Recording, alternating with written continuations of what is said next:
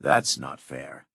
We allow men into the Farwood, and even the Bastion sometimes, she said, a stutter to her voice, as she stared up at the harp. Suddenly, anger flashed in her eyes and seeped into her voice. I didn't know he was human, I swear it. Drowi must have decreed something for a situation like this. You cannot strip my place, she shouted desperately. I do not doubt you, but it is as Foundation commanded millennia ago. The Harkhall does not question the will of the Pillar Gods, Lansley.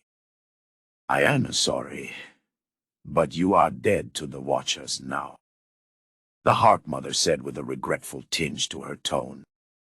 There are other societies you can join, perhaps the Tree Hunters, or the Bramble Guard, she asked, attempting to sound soothing. Lance said nothing, merely sitting there and staring up at the gathered members of the Harkhall with disbelief. The other members of the Hall averted their gaze from Lance's pleading eyes, shame plain on their faces. All except for one, an elf man with blonde hair and fiery red eyes. That elf glared down at Lance with barely contained anger, a large vein bulging on his reddening face, as if a hot tube of magma lay just beneath his pale flesh. The Harkmother herself actually seemed to be genuinely displeased with this outcome. Perhaps there could be a way for Hoplite himself to change things. There are certain aspects about him that weren't technically classified.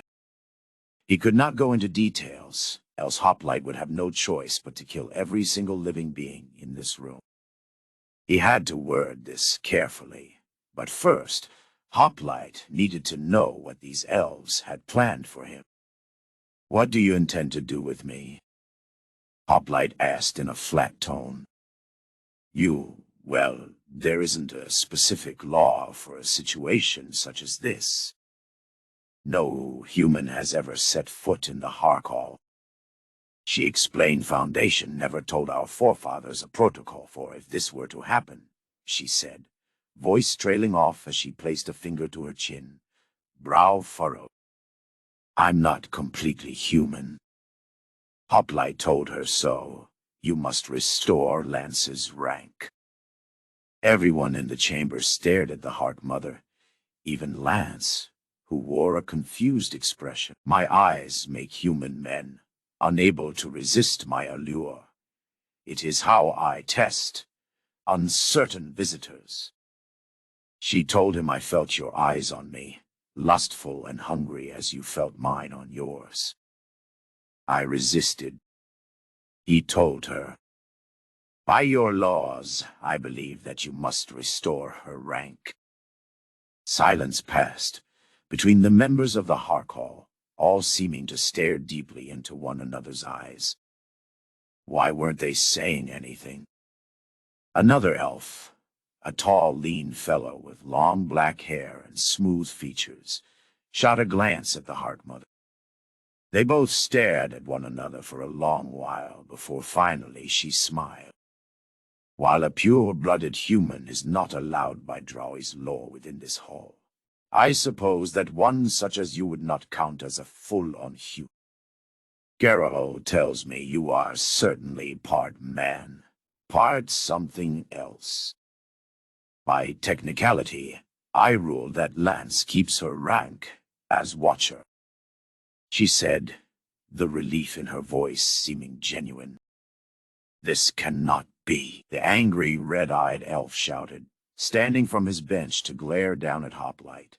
He was a short elf, thin with nary a muscle stitched onto his willowy frame. His angry red eyes stared out from beneath a brow that seemed always furrowed in a glare, focused completely on Lance. Even if he possesses the smallest drop of human blood, Foundation has ruled that she must be stripped of rank. You will not bend the rules of our Lord Drowi? He shouted, a vein popping on his forehead, as his voice echoed through the chamber. Perhaps a new member should be chosen as speaker, as our good mother is clearly incompetent. The elf spat, his voice laced with flaming venom. You break even the most basic of rules by simply speaking aloud. Turlin, do not preach to me about bending rules when you yourself outright break them. The Hark Mother replied coolly, lifting a slender brow and smirking as if she were amused in the millennia that you have served the Hall Fire Eyes. You had always obeyed every rule to perfection, but today you have violated that. Perhaps we should strip you of your undeserved position among us. After all, an elf that acts the child has no place here in the Hark Hall. Perhaps you should simply stay silent, she emphasized with a cool glare, else I may decide to begin a new vote as soon as this session is concluded. One that may result in your replacement with someone more suited to such a mature role. Turlin opened his mouth again, but before he could utter another word, the entire Hall of Elves honed in on the man. Whatever Turlin had been about to say was stuffed back down his throat with an awkward cough. Turlin then averted his gaze from the other elves, his jaw clenched tightly, to the point where Hoplite believed that the elf might just crack a tooth. How this man was ever elected to this seemingly important place amongst elven society, Hoplite did not know. Soon after that, the other members of the hall began staring into one another's eyes, with Turlin eventually looking up to meet the Hark Mothers. Fiery red met brilliant green, and the two glared at one another for a long while. Hoplite was not sure as to what they were doing, but he was slowly growing irritated with the time this meeting was taking. After a few more agonizingly long minutes, the Hark Mother finally spoke. It is done. You will retain your rank as Watcher, Lancelot Trinket. Lance quickly stood, bowing to the Hark Mother and then quickly turning to beam up at Hoplite. Thank you, Hoplite. I won't forget this, truly, she whispered with a grateful smile. He nodded and looked from Lance, or Lancelot, according to the Hark Mother, to the dark-haired elf man who must have been Jeraval. Clearly, these elves were capable of communicating with one another via eye contact alone. Or perhaps the eye contact was just something of cultural significance to these people. No, they had to be communicating somehow, else they would have not reached any kind of decision today. Did they all possess matching communication implants? More important than this eye contact communication, however, was Jeraval himself. He had confirmed to the Hark Mother that Hoplite was indeed not fully human. But if Jeraval knew that, then he somehow must have had intel on Project Chimera. Chapter 5. The Hark's request. Hoplite stared up at Jeraval without tilting his helmet in that direction. If the elf somehow knew about Project Chimera and wasn't authorized, well, Hoplite would have no choice if Jeraval mentioned it. What would happen after that point was completely out of Hoplite's hands. Yet, it was impossible that Jeraval could have any information about Chimera, for the program had begun long after this colony had been lost. There was no use racking his brain now for answers. Hoplite needed to obtain more intel. Blundering about in the dark was a fruitless endeavor. He'd just have to see what he could suss out of these elves, now that your previous meeting is concluded. Hoplite began in his standard monotone. I have questions for you. And you. What is your name, sir? The Hark Mother asked. I thought I heard Lancelot mention it earlier. It is Hoplite, yes? Hoplite nodded. Affirmative. It sounds foreign. Yet you don't have an accent. Are you from the Blastlands, perhaps? Where did you come from? The Hark Mother asked, brushing a stray lock of blonde hair behind her pointed ear. I would prefer to keep that classified. Hoplite replied flatly. There was no telling how these people would react if Hoplite told them the truth. If they knew that he had come from a so-called falling star, They might cease talks with him completely, maybe even become aggressive. Hoplite was not sure. Almost immediately after Hoplite spoke, the elves all began gazing into one another's eyes, long moments passing between each one before they all honed in to stare at the Heartmother. She looked to each member in turn before finally turning her green gaze down on Hoplite again. "Speak your questions," she said, her voice echoing in the otherwise silent chamber. "How long have you been out of contact with Turna?" Hoplite asked, tilting his head toward the Heartmother. "And do you have any radio equipment that I can utilize?"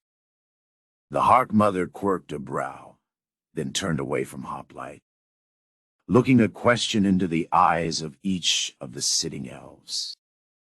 Each stare held a certain focus, their eyes shifting while maintaining contact. Oddly, the Harkall seemed to shift between facial expressions, as if they were holding a conversation with the Heartmother with just their eyes. Some appeared to be listening intently or shaking their heads as if the Heartmother had asked them a question. It was like she was speaking with each member, yet she said nothing, and neither did anyone else. So they had bionic implants installed in their brain that allowed for mental communication. But then, where were the metal discs that should have been filling their temples? Every officer he had seen with that particular bionic all bore those shining metal discs on their temples. Perhaps it was a newer model, one that did not require an external access hatch for maintenance, on a backwater lost colony from before that bionic was even invented. No, something else was going on here. Clearly, they had developed an advanced form of communication with nothing but their eyes. It seemed to be their own kind of sign language, with them somehow being able to decipher meaning through eye movements and facial expressions alone. Lance shifted slowly from foot to foot, slowly creeping closer to Hoplite, until she was practically standing on his toes, leaning up toward his helmet and cupping a hand around her mouth. "They can communicate without speaking," she whispered. "It is their way, but they must maintain eye contact. Isn't that classified intel you're providing me?" Hoplite asked. "You could be punished for telling me this." Lance shook her head. "Not at all. Everyone knows it. But you seem out of the loop. Just wanted to clear up any confusion." "Affirmative," Hoplite replied as Lance backed away once more. That confirmed it. It was an incredibly intricate system of communication, but no bionic was involved. How did one learn to read eye movements to communicate so clearly? Hoplite shifted his eyes to hers, not moving his head as he did so. "You won't be disciplined if you speak." She shook her head with a small smile. "Only if I talk while the Heartmother speaks. Discussion between us is fine as long as we aren't disruptive." "Affirmative," Hoplite said. Lance smiled, and Hoplite thought that she was going to back away further. But instead, she continued to speak. "Thank you again for helping me out." Lance whispered. "You didn't have to go out of your way for me, but you did." Hoplite cocked his helmet toward her. "I was ignorant of local law and compromised your occupation." He explained simply, "It is not necessary for you to be discharged." "Well, I still feel grateful," she whispered. "So, if you don't mind me asking you," she said slowly, "if you aren't fully human, what are you, classified?" "I will not continue speaking of this," he said curtly. Chimera was never to be spoken of. It would be fatal if mentioned by name. Lance inched away from him. "Sorry. I won't bother you with it, friend. If you want to keep it a secret, I will not press you," she finished, moving to stand next to him. Hoplight's brow furrowed at the parting words. Friend. It was wrong to treat a hoplite as such. He was a thing, just as Commander had taught him. Nothing more. One did not take a wrench and claim it as a friend. It was no different with a hoplite. We have not heard of this Turna you speak of, the Heart Mother said, drawing his attention back up to her. Nor do we have this radio equipment you ask after. I do apologize. Disappointment filled him, but Hoplite stuffed it down. He wouldn't let them hear it in his tone. Then you have been out of contact for a long time. You are originally from the Turnan Empire. We have colonized many worlds. Hoplite explained you are a colony that lost contact with us hundreds of years ago. Hoplite expected questions, or odd gasps, as they heard his words. All he got was a few amused looks and shaking heads. They denied it? The plain truth that he had laid right before them. They really had regressed far, but a few hundred years shouldn't have been enough for them to forget Turna. Right? They are surely Turnan, if not in their way of life, then in the language they spoke. You are from this Turna, the Heart Mother began. At least now we know where you are from. You say that these people have colonized different worlds? She asked, letting the question hang for a few seconds before continuing. Tell me, are you from this world? So they didn't outright claim that other worlds didn't exist. They were at least aware that there were other planetary bodies in space besides this one. Hoplite supposed that he had let it slip earlier that he was from Turna, not this world, but their reaction to this information was not as primitive as Hoplite had suspected it may be. Best to be truthful here, seeing as they weren't being aggressive about it. No, I am from Earth. He told them simply, your homeworld. Very well, the Heart Mother said, narrowing her eyes at Hoplite as she did so. Hoplite, this world is known as Akulis. Can you tell me how it is that you have arrived here? I came from my ship, from next to your moon. Hoplite told them the one you can see in your orbit was the ship of our enemies. Your enemies, the final kind. Our enemies? The Heart Mother asked the ship next to the moon. Final kind. The rest of the Harkal began exchanging looks with one another, shifting again between facial expressions, as if they were reacting to spoken words. So they were well and truly ignorant of the final kind. Of that there could be no doubt now. This colony had to have been lost before first contact. After a few moments of this silent communication, the Heart Mother spoke again.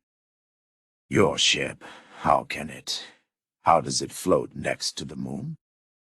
And is the larger ship from this final kind still a danger? The Heart Mother asked, her brow slightly creasing above worried eyes. He did not feel like explaining the mechanics of space travel to these people. That could come at another time from someone better capable of conveying such information. Hoplite shook his head visibly, causing a few members of the Harkal and even Lance to let out relief. Breeze, no. The ship has been neutralized.